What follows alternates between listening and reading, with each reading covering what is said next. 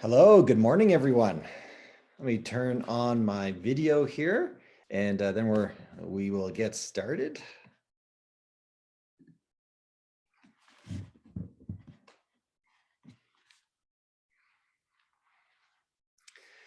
All right. Well, it is a little past quarter 2. So I'm going to get started today and I'm going to ask Janine. I made you co-host. I hope you don't mind if you're able to let people in as they jump into my waiting room. For those that don't know me, I am David Smith, principal at Rocky View Schools here, and I've had the privilege over the years to be working with folks like yourself in terms of office staff. And I have just really come to appreciate and understand the not just the amount of work, but the complexity of juggling so many things in your position. So today I was asked to talk about a couple chapters from one of my favorite coffee time books. And by the way, just before I get going, if you've got any questions, throw it in the chat there. Once I get going on the presentation here, I'm actually going to be moving the screen over. So you'll be able to see me, but I won't be able to see you. So if you have any questions or any comments, feel free to just drop it in the chat there, and Janine can interrupt me if need be. So this little book, the little book of stress release, you might have got this last year. If you're new to us, maybe not, but Dr. David Posen, he talked to us last year, and he's just wrote a wonderful little book on just little things that we can read, just when we're sitting, maybe just waiting for dinner to happen, or just, probably shouldn't say that. I never wait for dinner to happen. I'm the one making dinner. But after dinner, when I'm sitting down, sometimes I'll just grab this and I'll give a read. And you know what's neat about books like this is it's not so much that you're under stress and you need to read something, but it's more so preparing us for what's coming. It's sort of like, if I have to lift something really heavy and I know that that lift is coming, I'm going to do things in my life to start preparing for that heavy lift. And emotionally, really, it's no different. Sometimes when we strengthen ourselves emotionally and thinking about some things before they happen, when they start coming down our way, we've already got things in our arsenal ready to jump in and put to use, because we've sort of prepped ourselves emotionally and mentally. So today we're going to do a little bit of that prepping. The two chapters that I'm looking at, one is taking a look at the perspective or reframing our work when needed, and then 2, task management. Now, I know I only got 45 minutes, so I'm going to go through just a couple slides here. And then at the end, I'll stick around. If you do feel like chatting about anything, don't feel like you need to put on your camera unless you want to. I can't see you, unfortunately, so it's completely up to you. Okay, let's get started.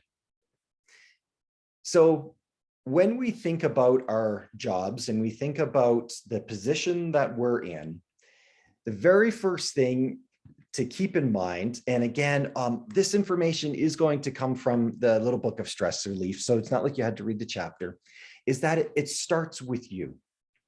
And what I mean by that is it's not so much that it's your responsibility to do X in your job. What I mean by that is who you are as an individual comes into your job, which is really important. From a standpoint of when we think about our personality, we can think about how does our personality impact our job and the people around us? How does my personality impact culture? And from this point of view, I am not talking about anything negative. I'm talking about what are the benefits of who you are as an individual coming into the position that you have. So your office culture is a mixture of individuals coming together, all responding to stress points and interactions differently. In my experience, I've rarely come across, or I've rarely worked with people where all of our personalities are the same. I mean, if you're in that situation, I would say that's quite unique.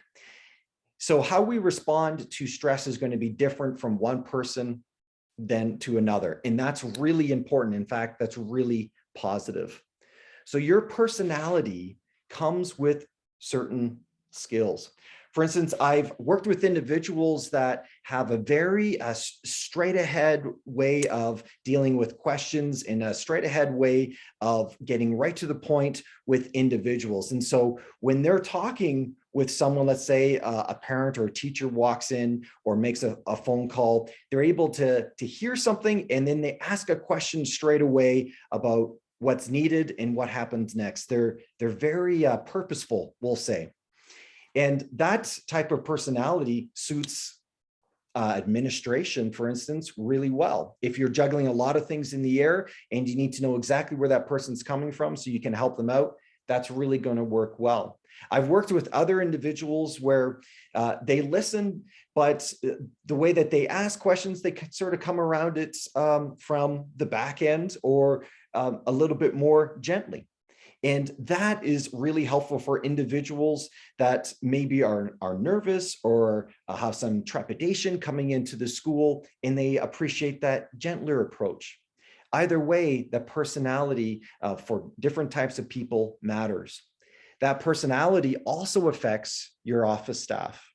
So when you're in a meeting and some individuals go straight in to talk about a practical application, where someone else is taking that practical application a little bit more emotionally, there's potential for some friction to happen there. But the beauty of that is that both personalities suit a purpose and both type of personalities are needed. So I bring this up to sort of frame as we talk about dealing with stress and as we talk about how to manage our tasks and things like that, realize that all of this is informed with just who you are. And it's really interesting, like, why do you think that we have put so much study, and I mean in terms of psychology, into looking at personality, knowing that our personality can change? When we have certain traumas in our life, it can change our personality. Lived experiences can change personality. So why do we spend time looking into these things? Young, Myers and Briggs, like there's a host of surveys you can take.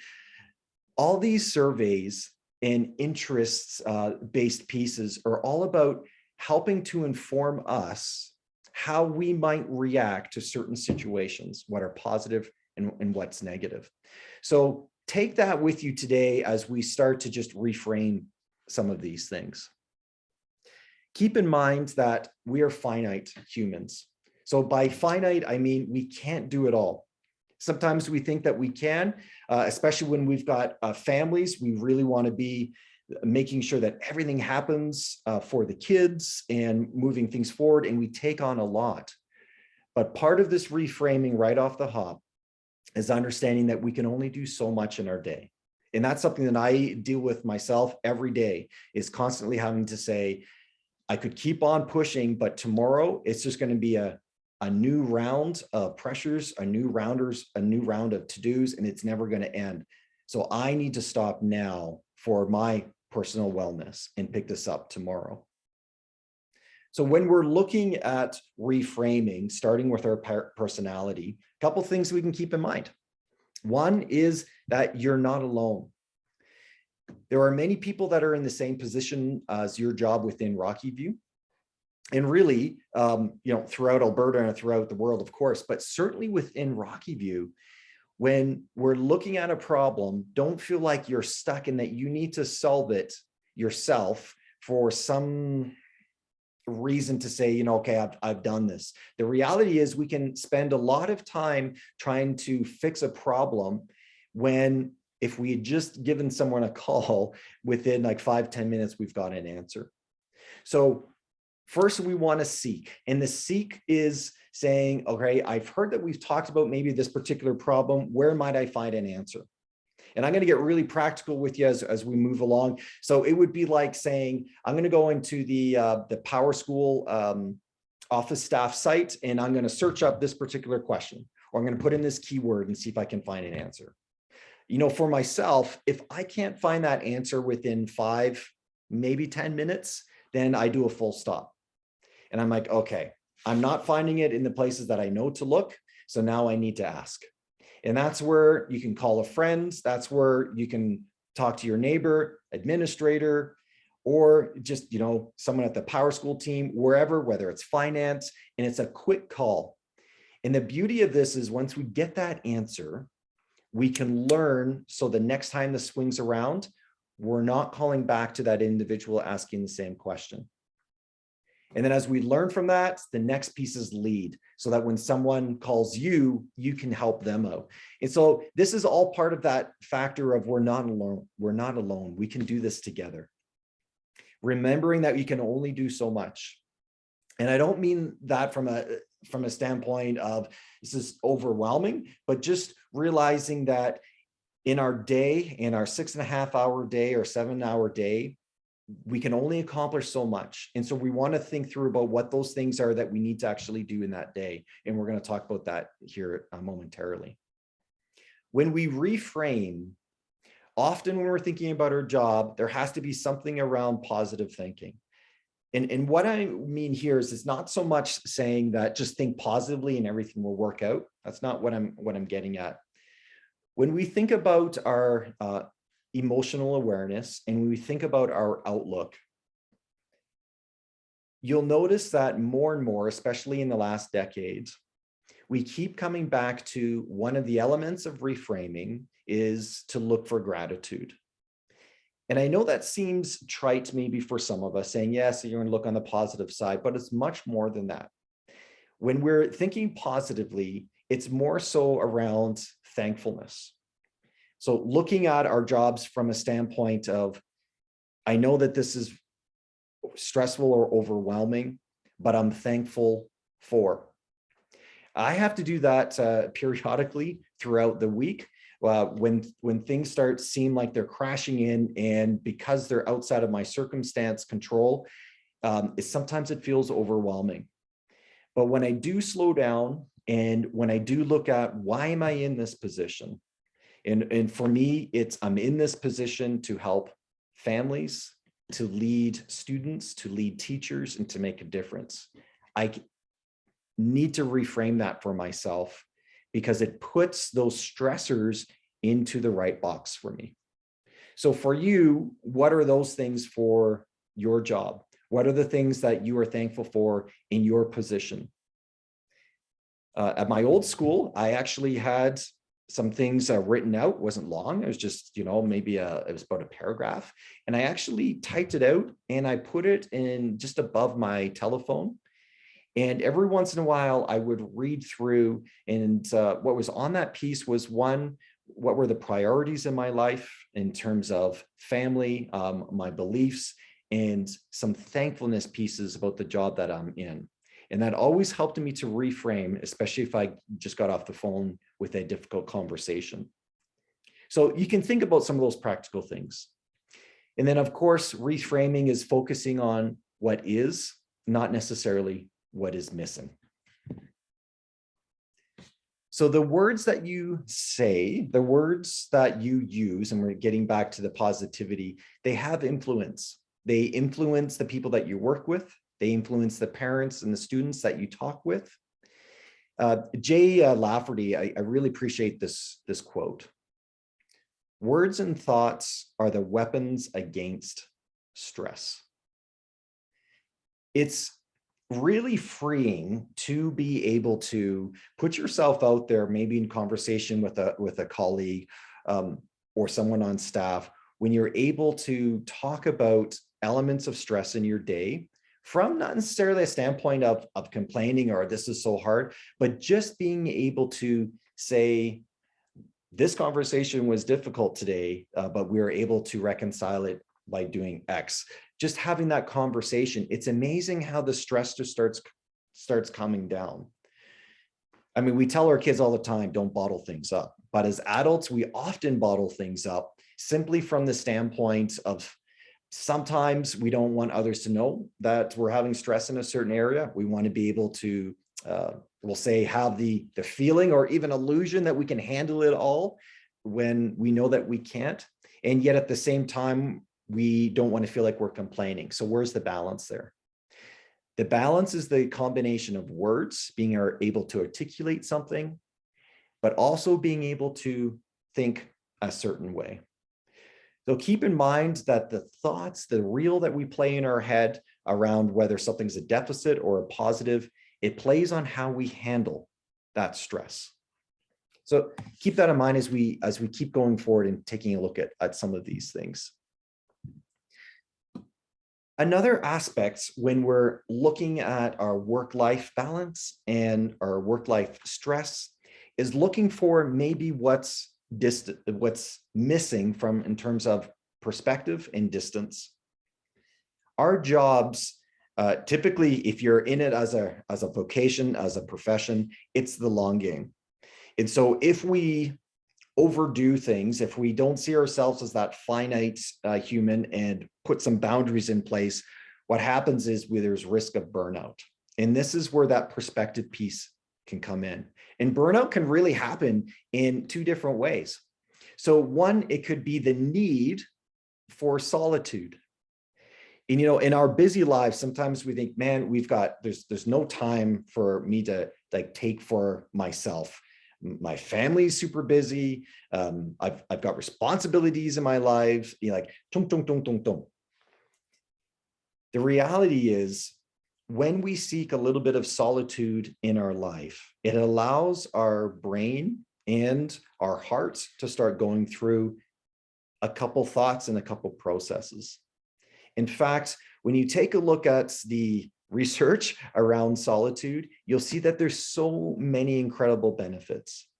Our brain processes can begin to get streamlined from a standpoint of the decisions and the experiences that we've had in our job. Our brain will start to process those decisions and allow us to either reframe or rethink how we might handle that decision in the future. Solitude brings and allows for some emotional stability. And we're going to talk about the antithesis of this as well. But just realize, if you need solitude, these are some of the things that can really help. It brings self-awareness, clarity. For some folks, it can start like an emotional healing of things that have maybe even just small things that have occurred in your day. Maybe someone spoke to you in a way that was hard for you to hear, and they didn't even realize that they had, that personality of straight ahead. And maybe you felt like, man, that could have been a little bit more sensitive, and you take that home with you. That solitude might give you that opportunity to release some of those things. And it really does protect our health. So if you're going to seek solitude, and I don't necessarily mean trying to get a whole weekend away from your family or job, I just mean schedule time in your life for being quiet, and then protect that time. Make it personal, and make sure that there are no distractions. And you know what distraction I'm talking about, right? It's the classic distraction of our phone and even family. I know for myself, when I seek solitude, I have to do it early in the morning. It's the only time that everything is calm. Even the dogs are calm in the morning. So I use that to set up my day. So where do you find that in your day and in your week? The other side of things is, for some of us, we actually seek a lot of solitude because maybe we're more introverted by nature. And so the opposite is true.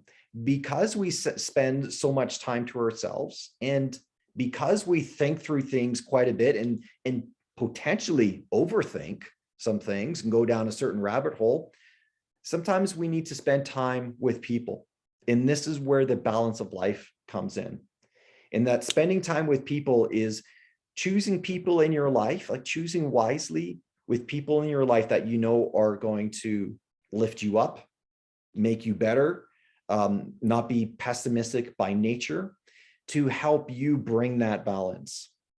And so seek out someone to grab a coffee with after work or anything of that nature. And if there's someone in your life that you just to like to be around, but maybe don't have that strong relationship, even just inviting them, saying, hey, can we grab a coffee sometime? It would be great just to take an hour and spend some time with that person. It's not like you're saying, I'm calling you, can we be friends?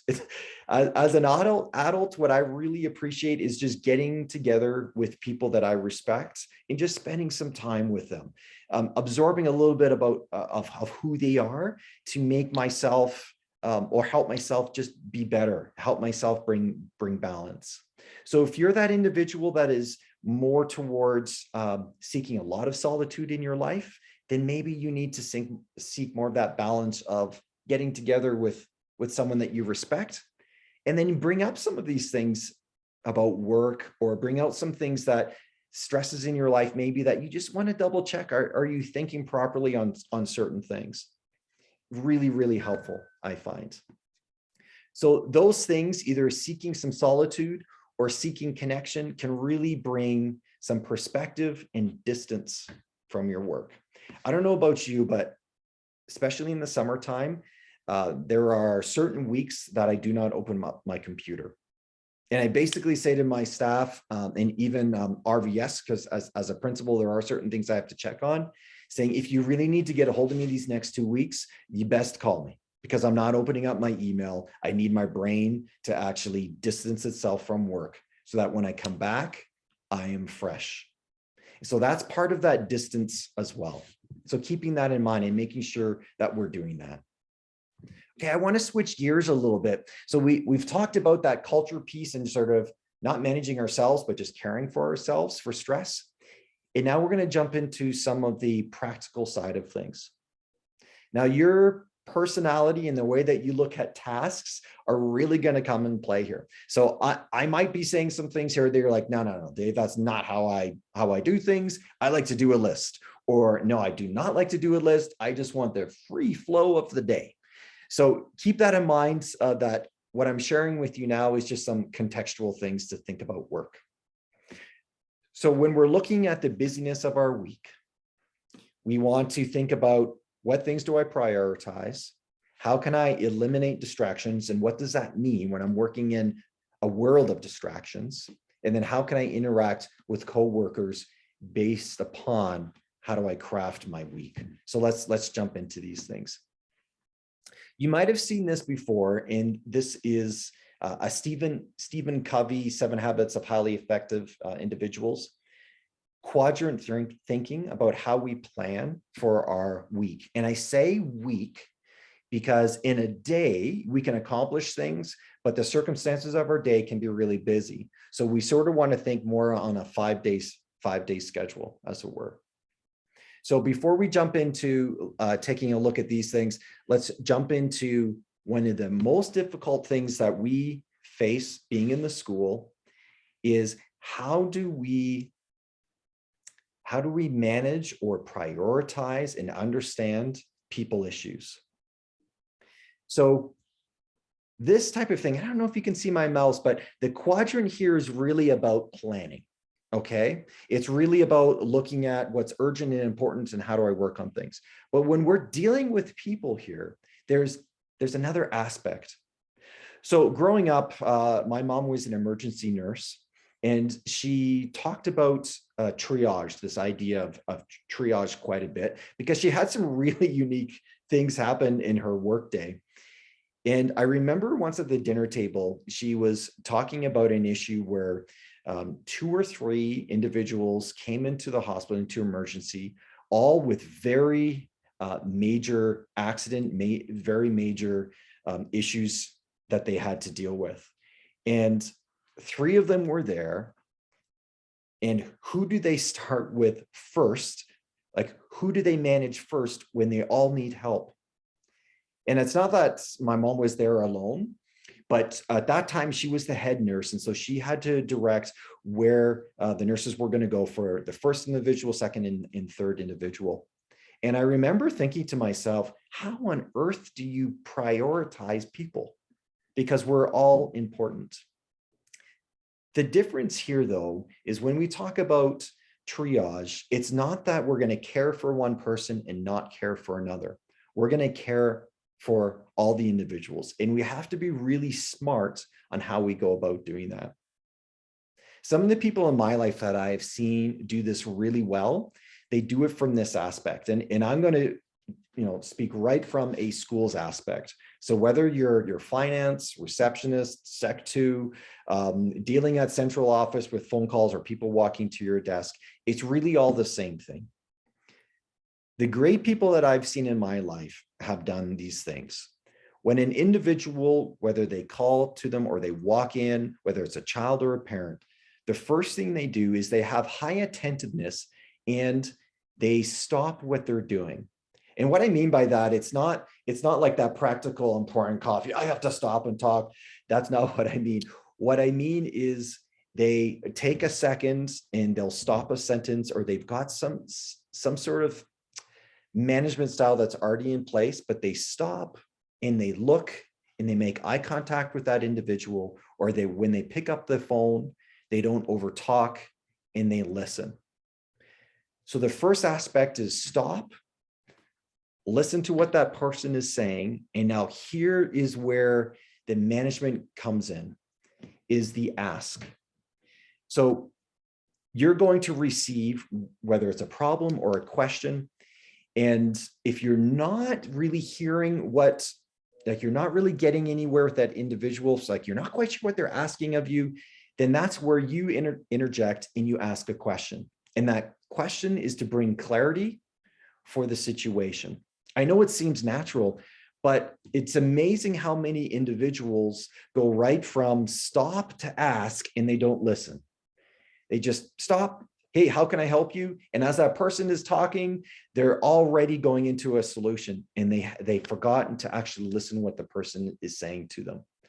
So when we ask and get clarification, however we might do that, then we're able to respond and triage what can happen next. Some of the great people that I've worked with have said things like, does this need to be done right now, or can this wait for the next couple hours? And I've always really appreciated that, because it's like, actually, no, this doesn't need to be done right now, as long as it's done by the end of the day. Really appreciate that. When I'm talking with a parent, sometimes I'm just really clear in helping them understand our processes. So it's like, right now we get a lot of registrations. I'm like, thanks very much. We're going to proceed with this registration. This is going to happen in the next 24 to 48 hours.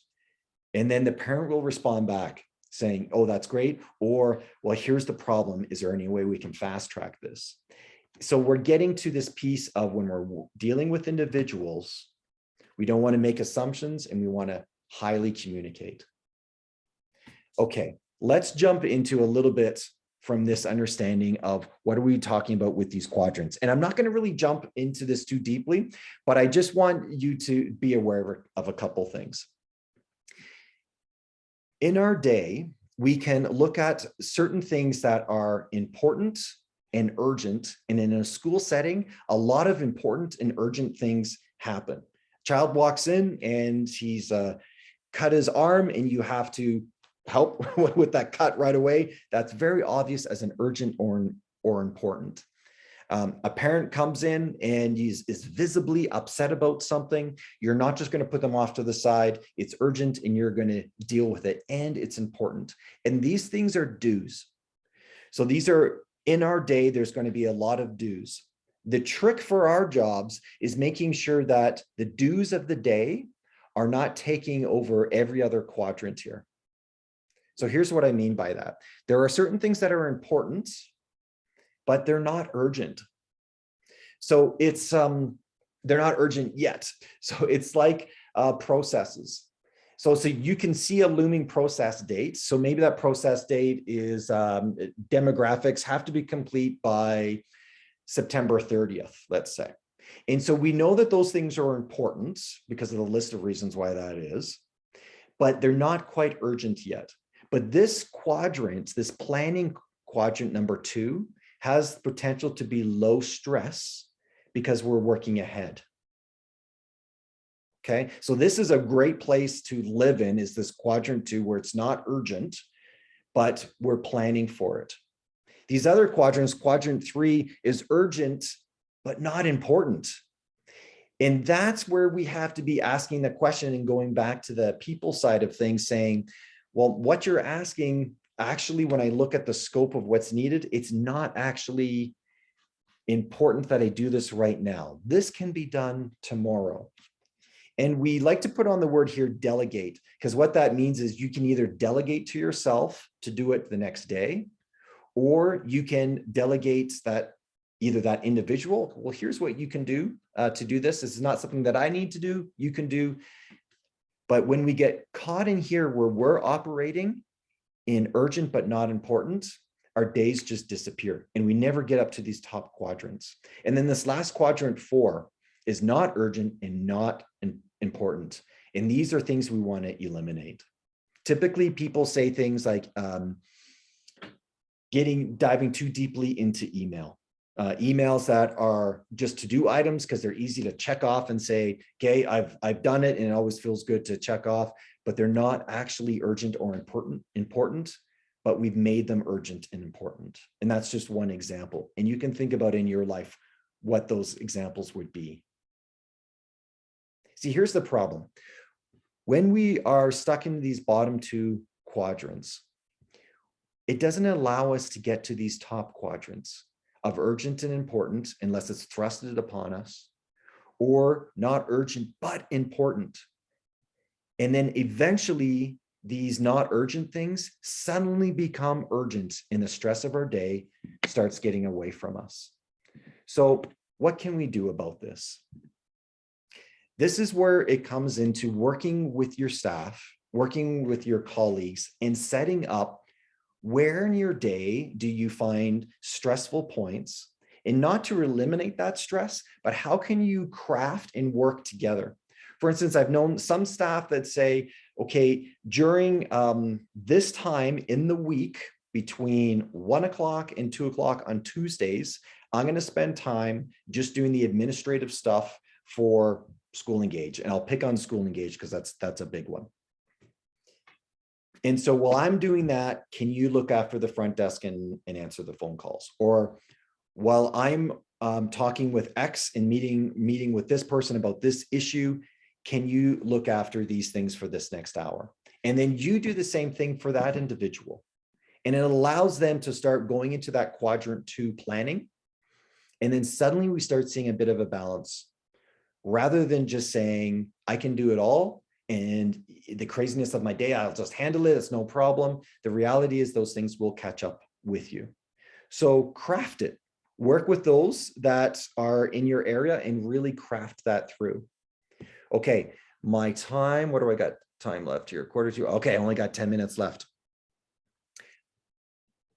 So this video here, 7 Habits of Highly Effective People, it's a great video just focusing on, and if you get a chance, just type into YouTube. I don't know if I've got an opportunity to show this right now. I'm running out of time here. If you click into this video, what it jumps into is just this thinking of, how do I prioritize certain things in my life? And so if we have enough time, I'm going to come back to this. But it's being able to look at the needs of your day and of your week and planning it out, not just letting it happen to you. Take time and actually go through the calendar of that week and talk to those that you're working with and say, okay, here's what we have to do this week. And so how are we going to accomplish those things? So if there's time, I'll play that video. I'm going to keep on moving on because I'm talking way too much. So this is where the coworkers piece comes in, is work with your staff to say, what can I do within this week to manage the tasks that we have to do collectively so that we stay in this quadrant 2 while looking after people and caring for people.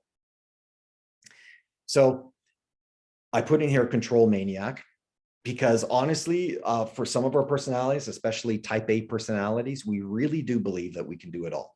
We believe that we can take it all on, and as long as we just go through the lists, and at the end of the day, we've accomplished a lot. And frankly, type A personalities can do that. The problem is And I can lean into that type A personality myself, so I get it. Sometimes when we do that, when we really control our surroundings, we miss some really special things in our day. We miss that connection piece with people that they're actually looking for from us as well, because we're so focused on what we need to do. So this is where planning out your week and working with your coworkers to really slow things down is going to allow you to connect with people and do the myriad of things that you have to do for your job.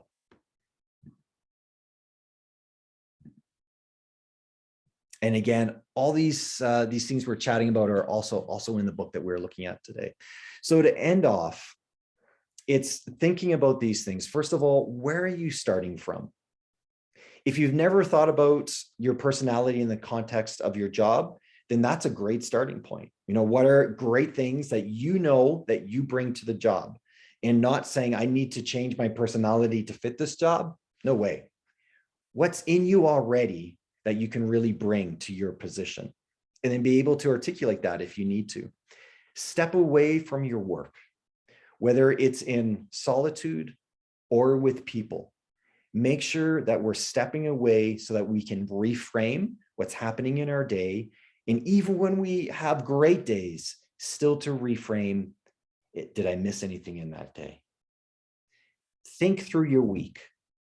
Rather than just having the week happen to you, you get involved in crafting that week, giving time for people, as well as giving time for that quadrant 2 thinking of planning for things that are important but not urgent before they become urgent.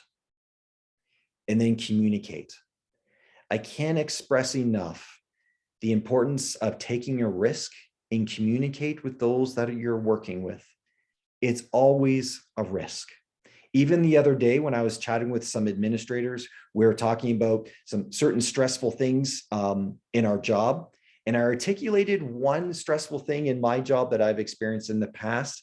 And I visually saw them take a pause for a second. And the reason why they were taking a pause is they were evaluating, Dave just took a risk and shared something, not just a practical thing, but actually shared a little bit about himself.